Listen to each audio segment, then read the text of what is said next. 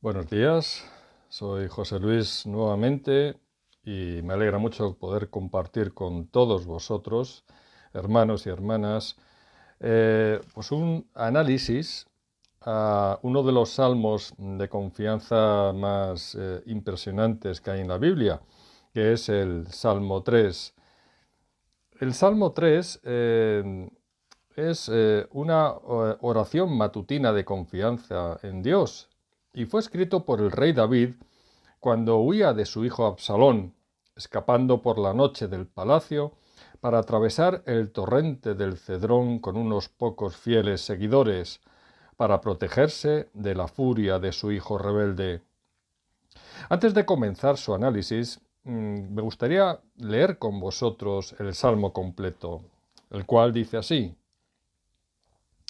Oh Jehová, cuánto se han multiplicado mis adversarios, muchos son los que se levantan contra mí, muchos son los que dicen de mí, no hay para él salvación en Dios.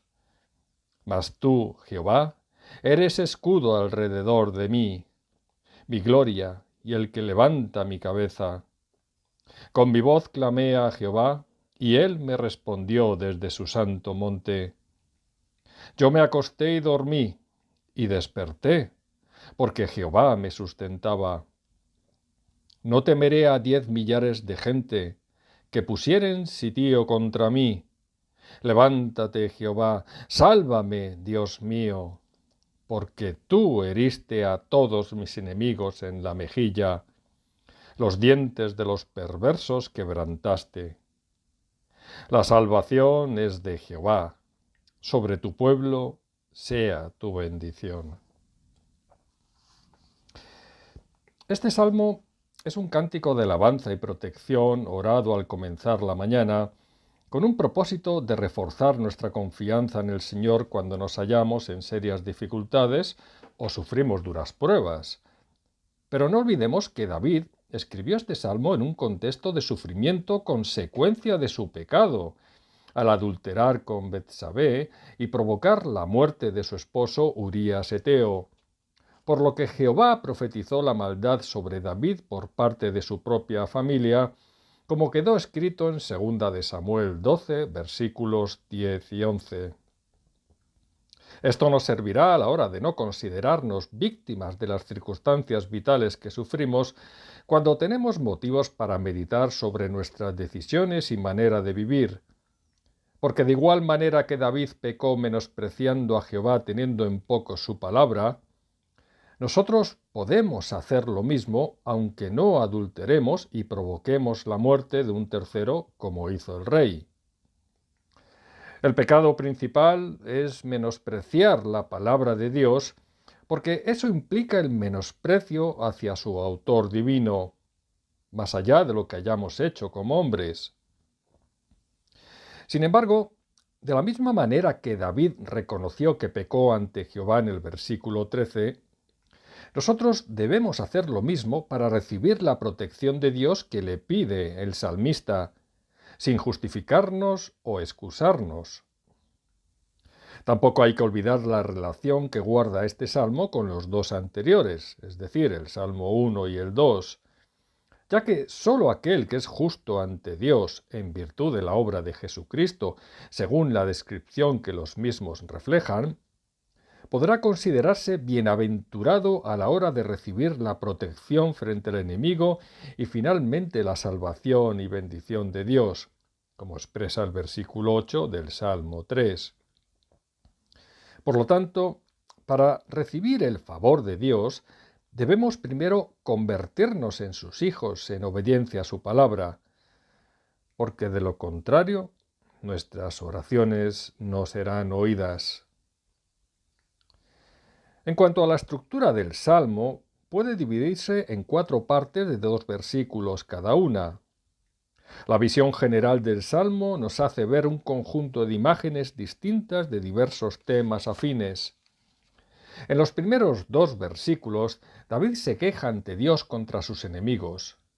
En los versículos 3 y 4, proclama su confianza en el Señor. En los versículos 5 y 6, declara su fe en Dios mientras duerme fruto de esa confianza.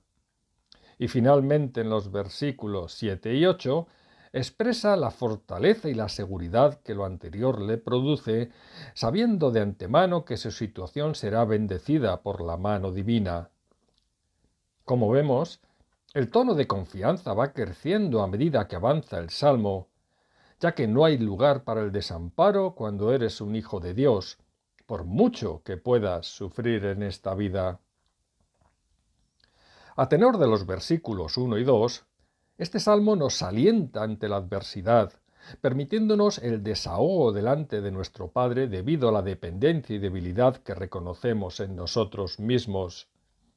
Como bien se nos dice en Jeremías 17:5, así dice el Señor, maldito el hombre que confía en el hombre, maldito el que se apoya en su propia fuerza y aparta su corazón del Señor.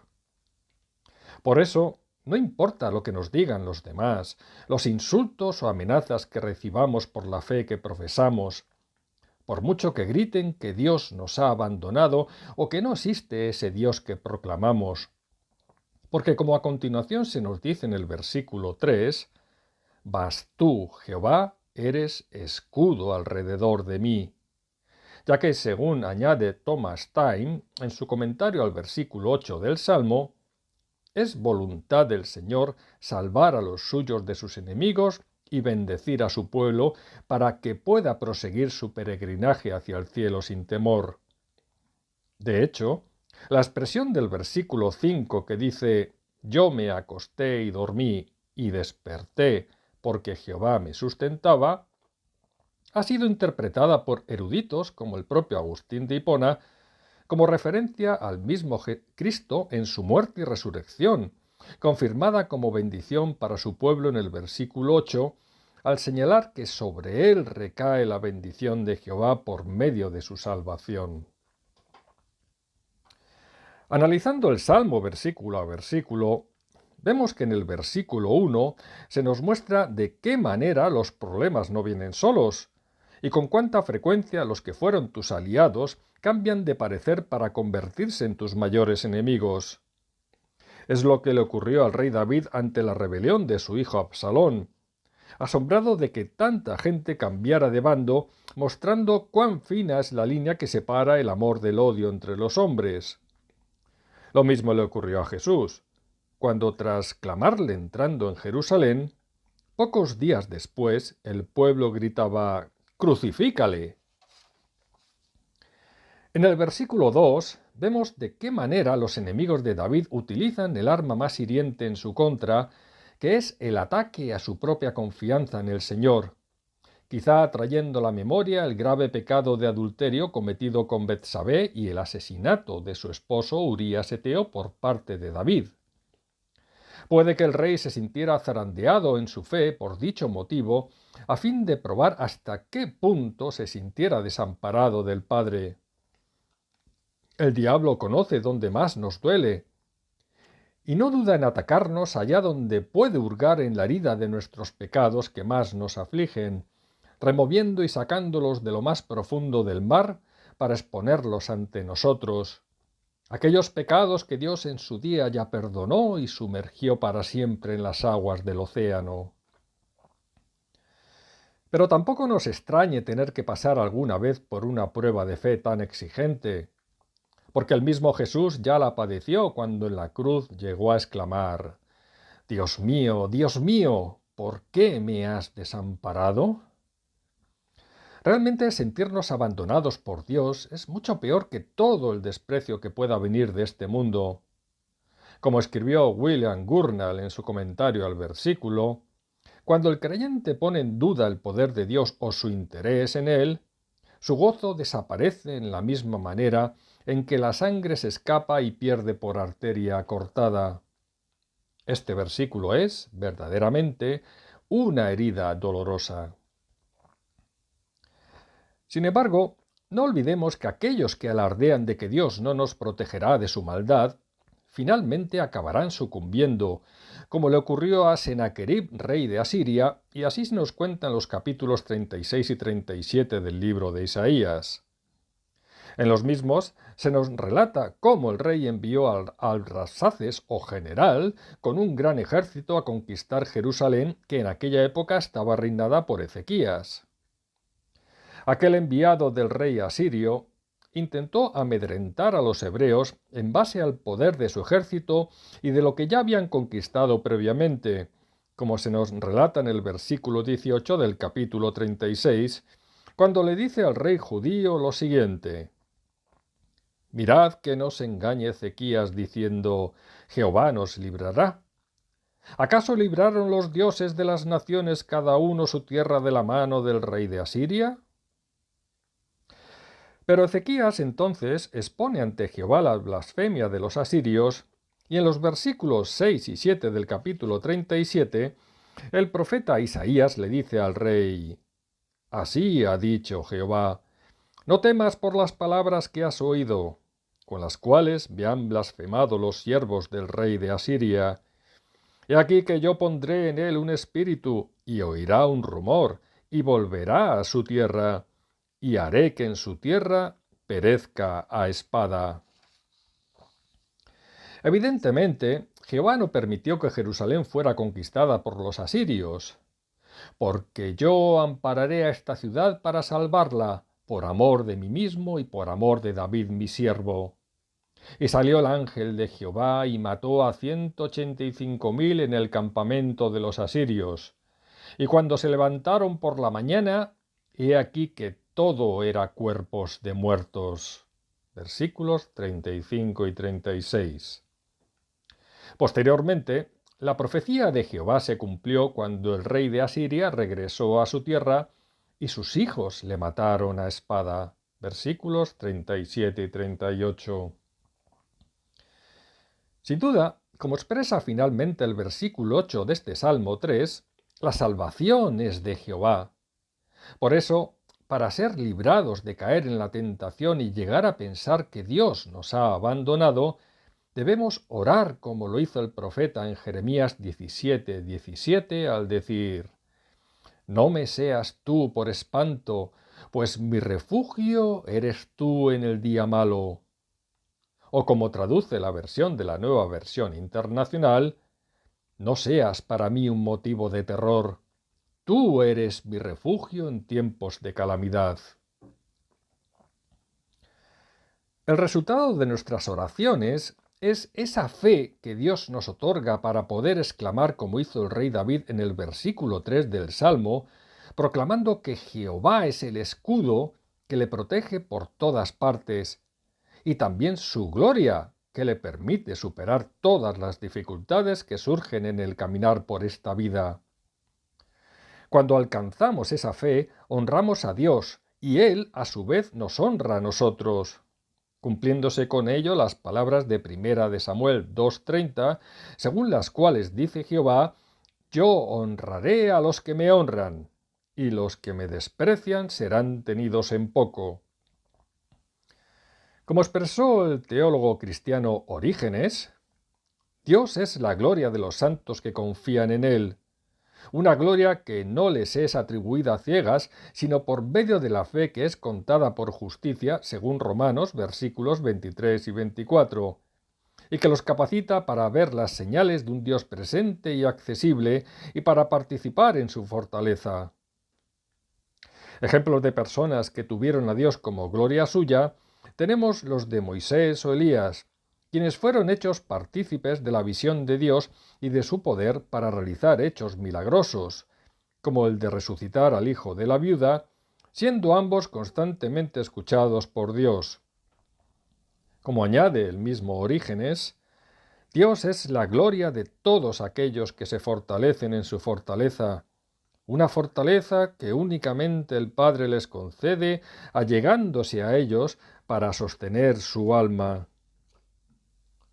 Lo anterior hace que el salmista pueda levantar la cabeza con dignidad, a pesar de los intentos del enemigo para humillarle y destruirle, porque 7 veces cae el justo y vuelve a levantarse. Proverbios 24:16. Pero es Dios quien lo levanta en virtud de su poder, no es la propia fuerza del hombre. porque quizá ante el mundo seamos despreciados y abandonados, pero ante Dios tenemos una dignidad y valor infinito gracias al sacrificio que su Hijo hizo por todos aquellos que depositamos la confianza en Él. Por eso nunca estaremos realmente solos en virtud de la fe que viene del Padre como don que nos otorga. De ahí las palabras de Jesús en Juan 16:32, cuando dijo: «He aquí la hora viene, y ha venido ya, en que seréis esparcidos cada uno por su lado, y me dejaréis solo. Mas no estoy solo, porque el Padre está conmigo». Esa es la clave, la fe necesaria para ver lo que nuestros ojos carnales no pueden. La certeza de que Dios jamás nos abandonará como Padre, que es de sus hijos adoptados en virtud de la sangre de Cristo. Como escribió el predicador Charles Spurgeon sobre este versículo, Dios tiene distintas vías para levantar nuestra cabeza.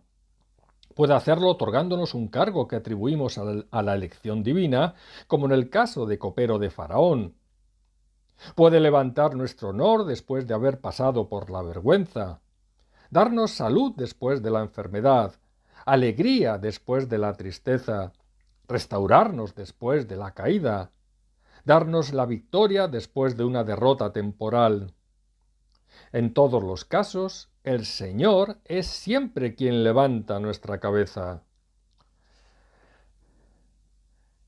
Es esa victoria que procede de Dios la que proclama el salmista en el versículo 4 al decir: «Con mi voz clamé a Jehová, y él me respondió desde su santo monte», como un testimonio de la confianza en Dios que debemos compartir con el mundo por parte de quienes hemos sido bendecidos tras pasar por duras dificultades, para que el Padre pueda ser glorificado ante los demás, como expresa el Salmo 66, versículos 16 y 17, en donde el salmista dice: «Venid, oíd todos los que teméis a Dios, y contaré lo que ha hecho a mi alma. A él clamé con mi boca, y fue exaltado con mi lengua». En este sentido, el agradecimiento debe ser continuo en toda oración del creyente, como nos explicó Pablo en Filipenses 4:6 y Colosenses 4:2. Pero somos nosotros con nuestras voces los que debemos orar, no esperar que sean otros quienes lo hagan intercediendo por nosotros. La excusa para no orar por falta de tiempo cuando sí lo tenemos para otras cosas no nos sirve ante Dios. A su vez, tengamos en cuenta que la respuesta de Dios no es algo que sucede en el tiempo tras la oración, porque, como expresó Charles Spurgeon, para Dios, según las Escrituras, escuchar es lo mismo que responder. Y así lo vemos en el capítulo 9 del libro de Daniel, en los versículos 20 y 21, que dicen así: «Aún estaba hablando y orando y confesando mi pecado y el pecado de mi pueblo Israel, y derramaba mi ruego delante de Jehová mi Dios por el monte santo de mi Dios. Aún estaba hablando en oración, cuando el varón Gabriel, a quien había visto en la visión al principio, volando con presteza, vino a mí como a la hora del sacrificio de la tarde». Y en el versículo 12 del capítulo 10 del mismo libro, cuando tras orar y ayunar Daniel por espacio de 3 semanas, se le apareció el ángel de Jehová para comunicarle que: «Desde el primer día que dispusiste tu corazón a entender y a humillarte en la presencia de tu Dios, fueron oídas tus palabras, y a causa de tus palabras yo he venido». Esa seguridad de saber que todas las oraciones de sus hijos en momentos de angustia son respondidas por el Padre de una u otra manera, es la que provoca que podamos descansar tranquilos en su regazo, según expresa el salmista en el versículo 5. Nuestra fe y confianza en Dios supera nuestra ansiedad que nos impide conciliar el sueño, ya que a su amado dará Dios el sueño. Salmo 127, versículo 2. Tenemos la seguridad de que despertaremos bajo el sustento y la protección de Jehová. como él mismo le dijo a su pueblo como parte de las bendiciones que recibirían fruto de su obediencia, cuando en Levítico 26, versículo 6, les prometió que les daría paz en la tierra, y dormiréis, y no habrá quien os espante.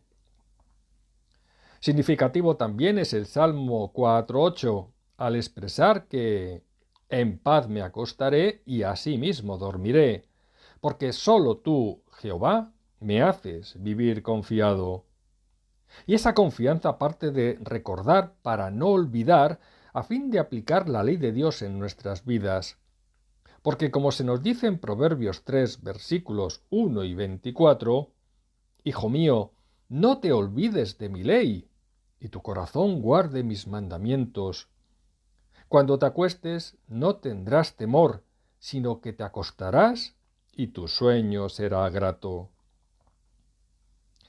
Esa bendición que recibimos glorifica a Dios, porque nuestra fortaleza no nace de nosotros, sino de Él.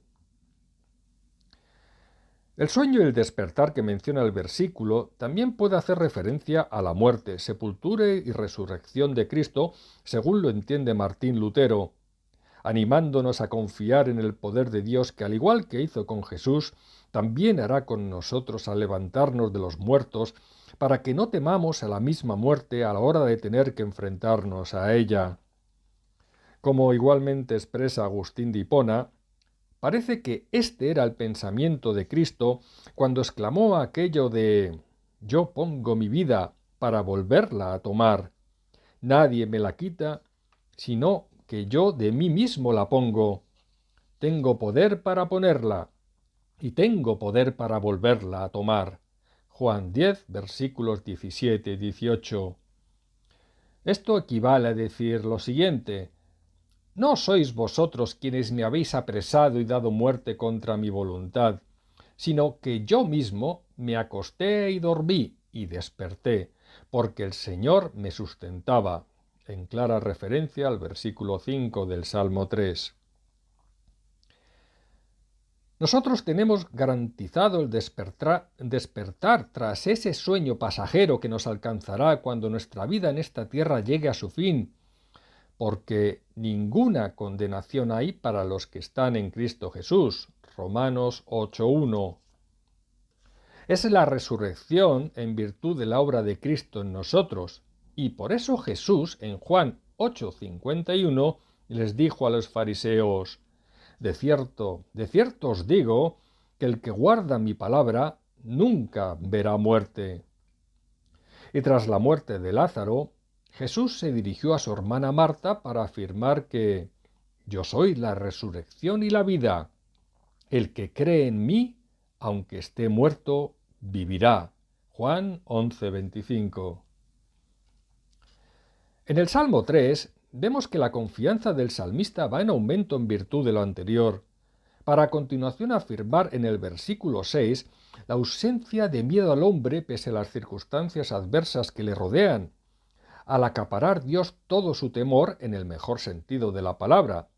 Si bien, como señala Charles Spurgeon, David es lo suficientemente sabio como para no aventurarse a la batalla sin oración, de modo que cae de rodillas y grita clamando en voz alta a Jehová, como veremos en el versículo siguiente. Esto es fe verdadera, la certeza de lo que no vemos frente al ejército enemigo que vemos con certeza por medio de nuestros ojos carnales, porque como le dijo Eliseo a su criado en 2 de Reyes 6:16, no tengas miedo, porque más son los que están con nosotros que los que están con ellos, ante el temor de este último cuando el ejército sirio estaba frente a ellos. De esta manera, tras orar Eliseo a Jehová, pidió que abriera los ojos de su criado para comprobar que el monte estaba lleno de gente de a caballo y de carros de fuego alrededor de Eliseo. Versículo 17. Porque en definitiva, somos más que vencedores por medio de aquel que nos amó, y nada más podrá separar del amor de Dios que es en Cristo Jesús, Señor nuestro. Romanos 8, 37 y 39. El temor de Dios es lo que nos hace valientes, porque sabemos que sólo Él tiene el poder y la soberanía sobre todo aquello que nos pueda suceder. Solo así pudo Martín Lutero enfrentarse al Papa en su momento para defender la reforma de la Iglesia, porque su temor de Dios era mucho mayor que el temor al hombre. La oración del versículo 7 del Salmo 3 es fruto de aquella confianza que además se ve ratificada por anteriores experiencias de salvación a favor del salmista. Y en ella se pide que Jehová nuevamente manifieste su presencia y poder y así desarme a los enemigos quebrando todo instrumento que pueda herirle, como son los dientes de una bestia que al ser arrancados le hace perder el poder de su mordedura. ¿Y cuáles son los enemigos hoy en día? Pablo nos dijo en Efesios 6:12 que no tenemos lucha contra sangre y carne, sino contra principados, contra potestades, contra los gobernadores de las tinieblas de este siglo, contra huestes espirituales de maldad en las regiones celestes. Son estas las que mueven los hilos de aquellos hombres que actúan como títeres en contra de los creyentes. Pero como expresó Evagrio del Ponto, también pueden ser enemigos y actuar como dientes de los perversos los pensamientos carnales extraños a la razón que invaden nuestra mente procedentes de nuestra humana naturaleza y que nuestros enemigos aprovechan para asediarnos con ellos. Por último, no puede haber mejor conclusión a un salmo que el versículo 8 del Salmo 3, cuando se nos dice que la salvación es de Jehová, sobre tu pueblo sea tu bendición. Como escribe Agustín de Hipona, con esta frase el salmista establece dos cosas: lo que han de creer los hombres y la oración de bienaventuranza de los creyentes.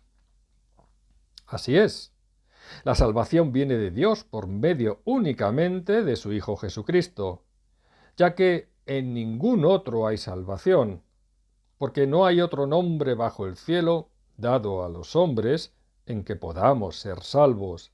Hechos 4:12.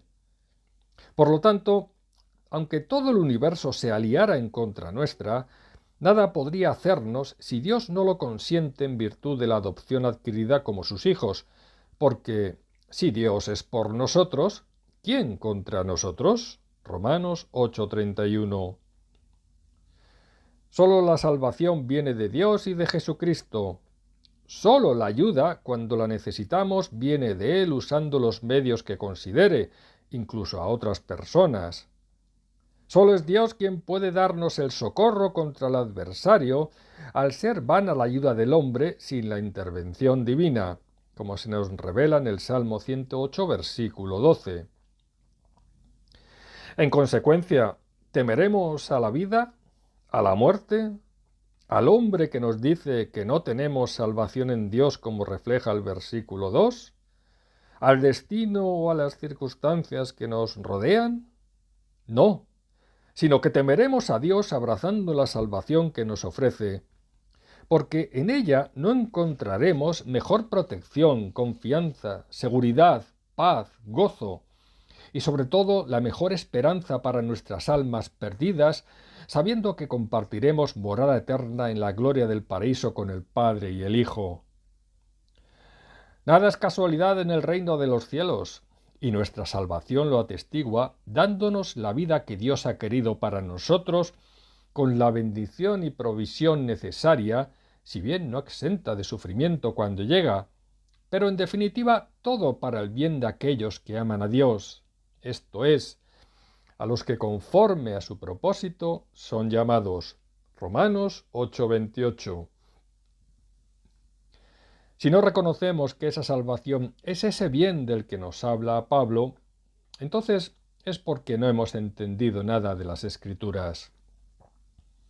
Por tal motivo, finaliza el Salmo 3 añadiendo: sobre tu pueblo sea tu bendición, como algo que ya es real al empezar a caminar en una vida eterna por la senda estrecha llamada Jesucristo, desde que lo hemos aceptado como nuestro Señor y Salvador. Tal bendición se nos otorga como pueblo de Dios a lo largo de esta vida terrenal, aunque a algunos les resulte difícil de creer cuando sufren duras pruebas.